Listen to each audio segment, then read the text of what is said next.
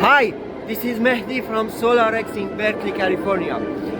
If you walk through our manufacturing floor here, you might not see high-tech or fancy machines, but that's totally fine.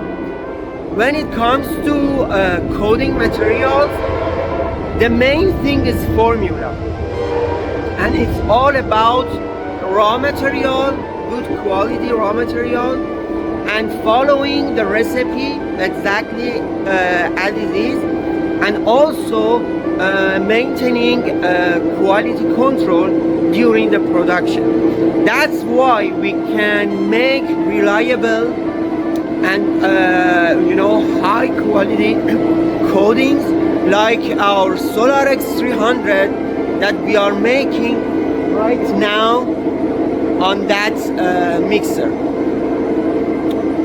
I hope you enjoyed this, small shot of our warehouse. Thanks for watching and see you next time.